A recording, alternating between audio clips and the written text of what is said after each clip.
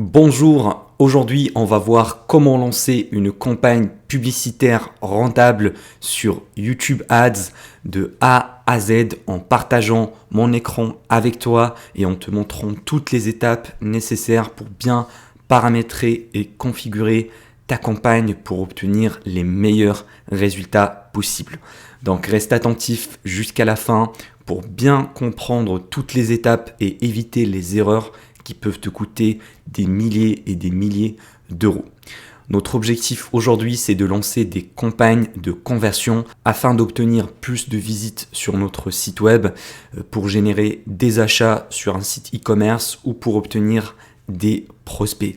Puisque sur YouTube, il y a plusieurs types de campagnes possibles. On peut faire des publicités qui apparaissent en suggestion de vidéos avec la petite pancarte sponsorisée. Ça, c'est plutôt destiné aux gens qui veulent faire de la notoriété ou pour avoir plus de vues, plus d'abonnés. Mais aujourd'hui, la pub qui nous intéresse, c'est les publicités in-stream. C'est ce genre de pub qui apparaissent en plein milieu de la vidéo ou bien juste avant de démarrer ta vidéo. Elle dure plus de 30 secondes et on peut les ignorer en cliquant le bouton. C'est vraiment le type de pub YouTube les plus performantes pour générer de la conversion, des ventes, des clients et des prospects qualifiés. Allez, c'est parti. Alors premièrement, il faut avoir un compte Google Ads pour pouvoir lancer des publicités sur YouTube. Donc si tu n'en as pas encore, je t'invite à le créer tout en activant le mode expert et puis en rajoutant un moyen de facturation comme une carte bancaire ou bien un compte bancaire pour payer la publicité. Une fois que c'est fait, la première étape, c'est de cliquer sur le petit bouton créer une nouvelle campagne. Et là, on a plusieurs objectifs. Je t'invite à choisir celui qui te convient le plus. En général, pour la conversion, on va prendre soit vente pour faire des ventes directement sur un site e-commerce ou pour vendre des formations, soit prospect pour générer des leads ou bien des inscriptions à une newsletter ou une inscription à un webinar. Donc pour l'exemple de la vidéo, on va prendre l'objectif prospect. Là, il faut choisir un objectif de conversion, c'est-à-dire qu'on va dire à YouTube optimise nos campagnes publicitaires pour avoir le résultat de la conversion. Là, j'ai mis achat, mais normalement, ça doit être prospect pour la génération de prospects. Et si tu n'as pas encore paramétré les conversions, il faut juste aller ici sur outils conversion et puis tu vas créer tout simplement une action de conversion et tu vas installer un code sur ton site web afin de faire le tracking. Comme ça, l'information va remonter à Google. Ensuite, continuer. Et puis là, au niveau des types de campagnes, on va choisir vidéo afin d'apparaître uniquement sur YouTube. Donc, continuer. Ici, on peut donner un an à la campagne si tu en as plusieurs, comme ça tu vas pas te perdre. Là, au niveau du ciblage géographique, tu peux choisir soit toute la France, soit choisir une ville ou bien un code postal en les mettant ici, soit mettre un rayon autour d'une adresse physique. Si, imaginons, tu veux cibler tous les pays francophones, eh ben, tu peux rajouter également Belgique, le Luxembourg, la Suisse et puis également la France, bien sûr. Hop. Puis enregistrer, comme ça on va cibler tous les pays francophones. Et puis au niveau de la langue, on va mettre français, comme ça on va cibler uniquement les gens qui parlent français. Bien sûr la pub doit être en français, notre page de destination également. Au niveau de la stratégie d'enchère, au début, je te recommande de la laisser sur maximiser les conversions. Comme ça, on va dire à YouTube, vas-y, cherche-nous les conversions, mets la pub devant les personnes les plus susceptibles à convertir. Donc, on va faire confiance à l'algorithme, c'est lui qui connaît bien ses utilisateurs. Après, une fois que tu auras assez de conversions, peut-être une centaine, tu peux venir ici et changer pour CPA cible et mettre un coût par action. Donc soit un coût par achat, donc 20 euros, ou bien par exemple si mon coût par lead était de 10 euros, je peux le mettre ici afin qu'il optimise selon ce coût par là. Mais pour débuter, on va garder sur maximiser les conversions. Là, on peut mettre une date de début ou de fin. Personnellement, je mets juste un budget quotidien. On va mettre par exemple 10 euros. Je te recommande de mettre minimum 10 € par groupe d'annonces. Là, je vais en lancer un seul, du coup, je vais mettre 10. C'est pas grave, il faut pas toujours suivre leur indication. Il veut juste qu'on dépense un maximum. Au niveau des réseaux, on va apparaître par défaut sur les résultats de recherche, sur les annonces pub et sur le réseau display. On peut pas le désélectionner parce qu'on a choisi l'objectif conversion. Donc on va laisser l'algorithme optimiser par lui-même. C'est lui qui connaît très bien les placements. Ici, au niveau des exclusions de contenu, on peut choisir de ne pas apparaître sur tel ou tel type de vidéo YouTube. Donc pour le paramétrer, il faut aller sur outils et paramètres et puis sur conformité de contenu. Je vais l'ouvrir dans un nouvel onglet. Et puis là, on a plusieurs types d'inventaire. Ça, c'est plutôt dédié aux grosses marques qui veulent avoir vraiment une très bonne image de marque, qui veulent pas que leurs pubs apparaissent sur des vidéos à caractère sexuel avec quelques vulgarités, etc. Donc, je te conseillerais quand même pour les petits annonceurs comme nous de le mettre sur inventaire étendu, comme ça on va diminuer nos coûts par 1000 puisque la plupart des gros annonceurs vont choisir inventaire limité. Donc personnellement je le garde ici et on peut aller plus loin, exclure par exemple certains types de contenus, mais encore une fois je laisse tout par défaut, je n'exclus rien du tout pour avoir les meilleurs coûts par clic tout simplement. Donc on enlève ça et puis on revient au niveau de notre annonce. On peut rajouter des composants mais ce n'est pas du tout obligatoire. Un flux de produits pour ceux qui veulent faire de l'e-commerce avec un Google Merchant Center, mais ça va pas nous intéresser ici. Là au niveau des paramètres supplémentaires, je te recommande vivement de venir ici et d'enlever les écrans TV puisque les gens ne peuvent pas cliquer quand ils regardent des vidéos YouTube sur la télé et ça va nous faire perdre notre budget inutilement et pour le reste on va le laisser comme ça. Ici la limite de fréquence d'exposition c'est pour ne pas trop spammer les gens, pour ne pas montrer beaucoup de pubs YouTube à la même personne plusieurs fois par jour parce que au bout d'un moment, ça peut saouler les gens. Moi, personnellement, quand je suis ciblé par la même pub plus de 5 fois par jour, c'est bon. Au bout d'un moment, ça me gonfle. Donc, tu peux mettre une limite, par exemple 3 par jour ou bien 5 par jour, à la fois au niveau de la fréquence d'impression et également sur la fréquence de vue. Mais comme là, je suis en train de cibler toute la France, on est sur des pays, sur des audiences qui sont très grandes. Donc, ce risque-là de trop spammer les gens est très très faible. Du coup, je vais pas le mettre. Mais si tu as une audience qui est trop petite ou si tu fais du retargeting, je te conseille vivement de mettre une limite d'impression à 3 et une limite de vue à 3 également. Au niveau du calendrier de diffusion, tu peux choisir de diffuser tes publicités de telle heure à telle heure et pendant certains jours. Personnellement, je le laisse toujours par défaut afin de laisser la possibilité à l'algorithme d'optimiser selon les meilleurs horaires. Donc, on va le laisser par défaut.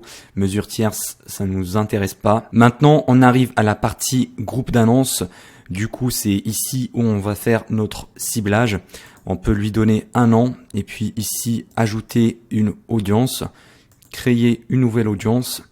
Et puis là, on a plusieurs possibilités. Imaginons que je vends par exemple des caméras, hop.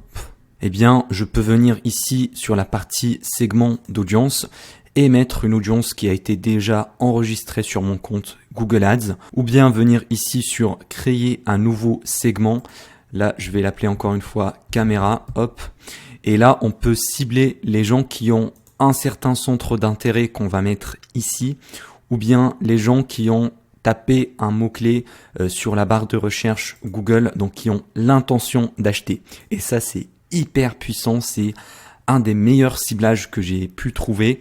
On peut également cliquer ici pour voir les gens qui consultent certains sites web et enlever le premier. Et là, on peut mettre les URL de nos concurrents. Donc, imaginons, je vends des caméras, je peux mettre un gros concurrent, je sais pas moi, caméra.com, si ça existe. On peut mettre toutes les grosses marques de caméras, Nikon, Sony, etc. puisque les gens qui consultent ces sites vont être mes clients potentiels. Je t'invite à ne pas mélanger plusieurs types d'audience, mais d'en tester un seul sur chaque groupe d'annonces, d'accord? Comme ça, on va pas mélanger les informations tout simplement. Et pareil pour les autres, donc ceux qui ont cherché un de ces termes-là sur Google, je peux mettre ici caméra et tous les mots-clés qui sont liés tout simplement au domaine des caméras, hop. Et à ma droite, Google va me sortir toutes les statistiques. Donc on a entre 10 et 50 millions d'impressions hebdomadaires sur tous les pays francophones. On a le sexe, c'est des hommes principalement avec un âge entre 35 et 44 ans.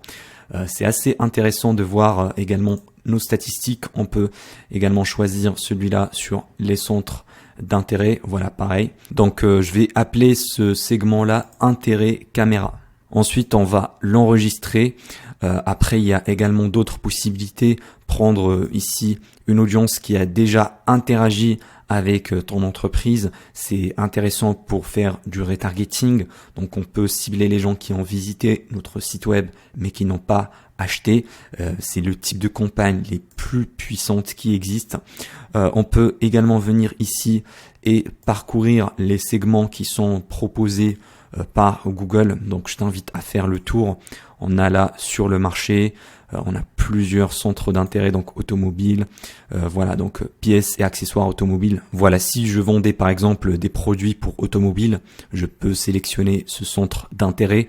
Encore une fois, il faut pas mélanger tous les centres d'intérêt, par exemple faire comme ça les trois là. Il faut en tester un seul par groupe d'annonces. Ok, comme ça tu vas toujours garder la data. Il y a également les événements de la vie, donc création d'entreprise, mariage, donc voilà, bientôt marié récemment. Donc si tu vends des produits qui sont liés au mariage, tu peux les choisir. Rénovation d'intérieur, va bientôt rénover son logement. Vraiment, on a énormément de possibilités puisque Google et YouTube savent tout à propos de nous-mêmes. Donc vraiment, c'est hyper puissant.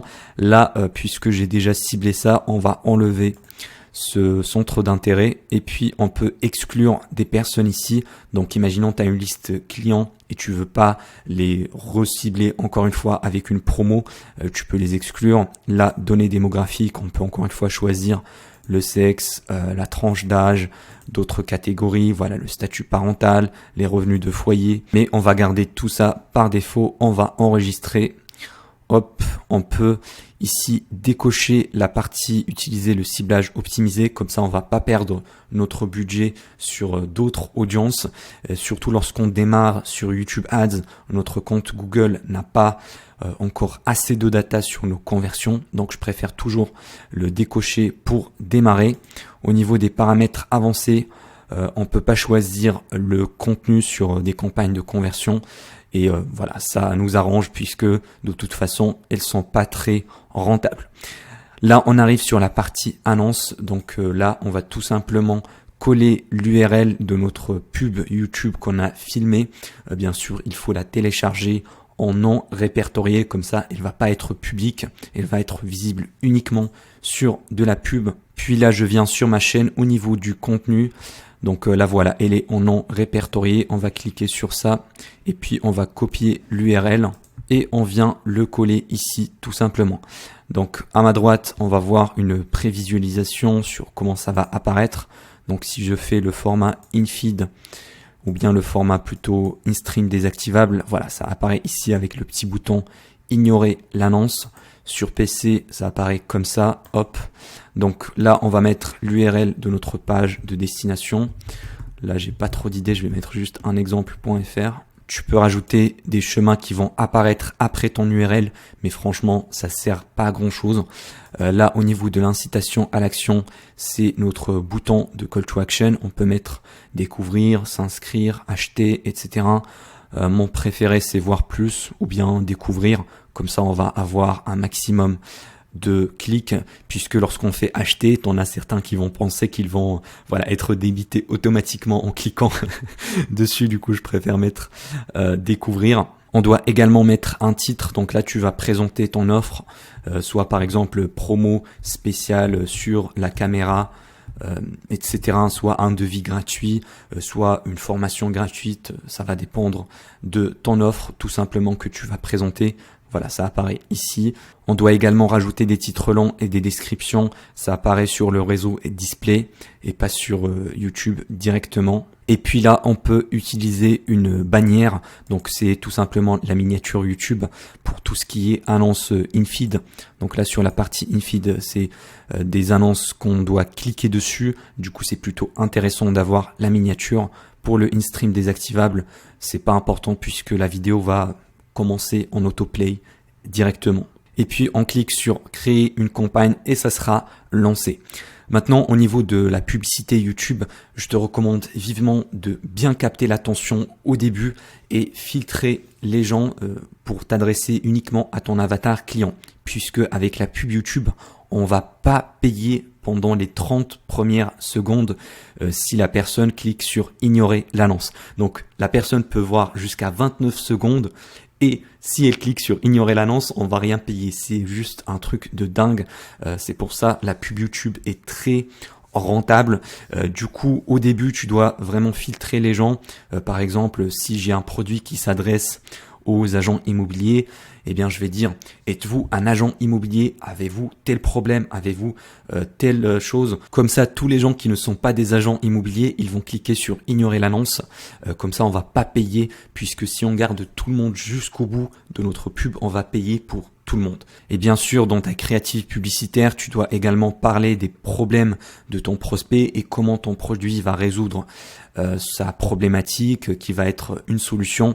Et à la fin, il faut toujours terminer avec un appel à l'action afin de diriger les personnes en indiquant aux gens qu'ils doivent cliquer sur le lien afin d'accéder à ton offre tout simplement. Enfin, tu trouveras un cadeau offert dans le premier lien en description qui te montre comment j'ai monté mon propre business en ligne à plus de 10 000 euros par mois de bénéfices. Sinon, je t'invite à aller voir la vidéo qui apparaît ici à l'écran. C'est une formation gratuite à propos de la publicité YouTube.